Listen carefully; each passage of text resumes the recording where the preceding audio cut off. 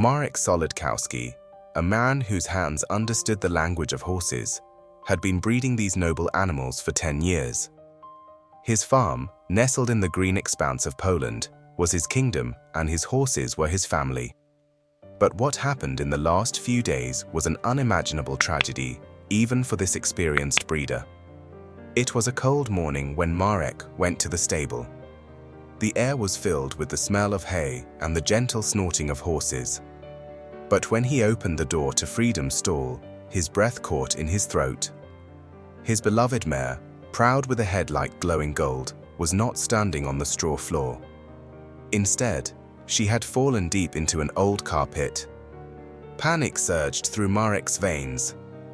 The pit, once used for car repairs, had been covered by a flimsy wooden lid that gave way under Freedom's weight. Trapped in the darkness, the mare struggled desperately to stand, but the narrow space left her no chance. Marek acted immediately.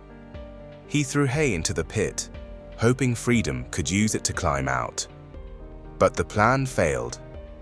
The mare was too exhausted, her eyes full of fear. Marek knew he needed help. He called the fire department, and soon the sound of sirens filled the air. Neighbors rushed over, eager to assist. Together, they tried to build a ramp with ropes and wooden boards, but Freedom kept slipping back. Hours passed, the sun dipped behind the trees, and hope began to fade. Marek knelt at the edge of the pit, speaking soothingly to Freedom, stroking her soft neck, whispering, "You have to be strong, Freedom. Everything will be fine. We'll help you." The mare now lay motionless on the ground, her eyes empty and resigned. Many around them began to lose hope, but Marek clung to his determination, whispering words of encouragement and willing her to keep fighting. Then, as if by a miracle, Freedom rose.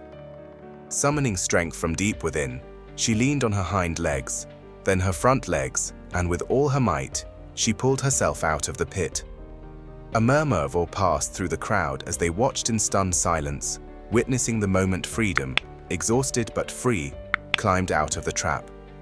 Marek rushed to her, wrapping his arms around her neck, kissing her forehead. In that moment, not only hope was restored, but also the unbreakable bond between human and animal was revealed. Freedom had survived, and Marek knew that this experience would only strengthen their connection forever.